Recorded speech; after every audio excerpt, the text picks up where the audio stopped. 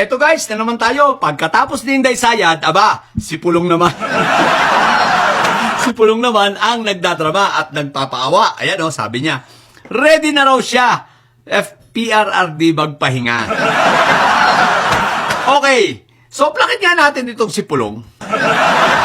Kung hindi pala kayo mga tatanga-tanga, katulad mo, lalo ka na anak ka. Kung ikaw ay tunay na may malasakit sa iyong ama, di sana pagkatapos niyang maging presidente, pinagpahinga nyo na lang.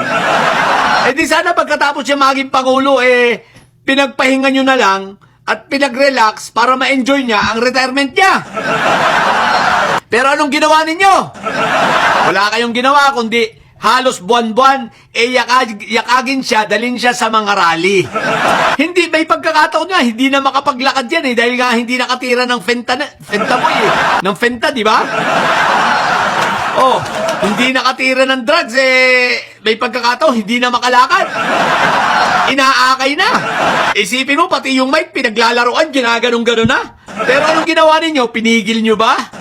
Di ba wala lang? Tapos ngayon, nag-iinarte kayo. Tsaka wala kaming pakialam kahit mamatay ngayon yan. Palagay nyo, makikisimpat yan taong bayan dyan. Ilan na lang kayo. Ang bilang nyo na nga lang sa Maynila, 4,000. Kasama na rin yung mga nagtitinda, napasali pa rin yung mga tindera. Paano ko nasabing 4,000? Yan lang ang bilang nyo, Setse. Di ba pag nagkukunta kayo ng rally, di ka umabot ang mga 50. Trolls lang ang marami sa inyo. Di ba ya? Oh. Kung kayo, kung ikaw Pulong, may malasakit ka sa tatay mo, tatanga-tanga ka, nakingina mo, di sana, nung yan nabubuhay pa.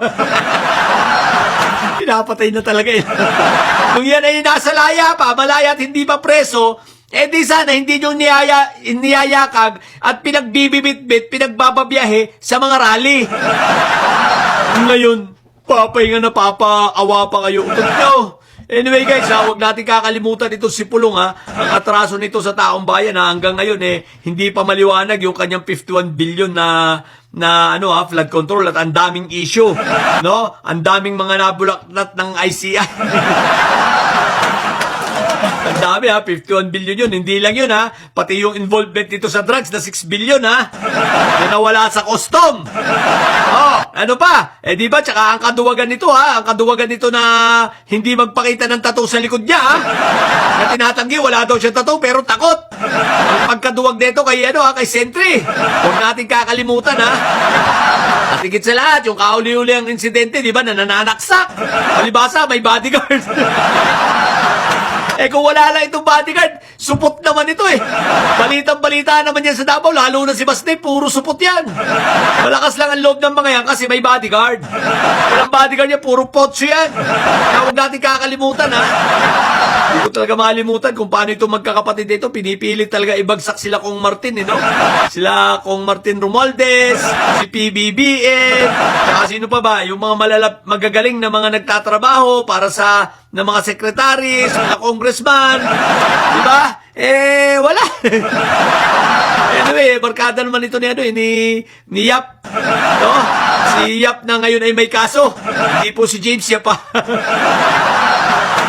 Si Congressman Yap na ngayon ay kasamang nasampahan na ng kaso sa ombudsman. So mukhang kasamang isasampa yun sa mga darating na araw dito sa Sandigan Bayan. So, barkada na barkada nyo ito yun yung pinalitan ni Saldico. Anyway, si Saldico, kaibigan din naman ito Mga Davao Group So, yun lang. Kaya huwag ka lang magpaawa. Huwag ka nang inamong anong tawag nito? Iyotman. May paawa ka pang hinayo pa ka. Wala naman maawa ang taong bayan. Meron pa namin kahit mamatay ngayon yan. Pero mas gusto namin, wag muna, mabuhay pa ng mahaba para pagdusaan pa niya mga kawalang-hiyan niyang ginawa sa mga kapwa natin Pilipino. Ay, hindi ka pala Pilipino, maka-Chinese ka nga pala. Ina mo. Mga bobo, mga didiligent at may sayad. Manatili kayo mga bobot may sayad. Nakagaya dito, niyot ba? Pagkatang may sayad ay laging high blood. Bye!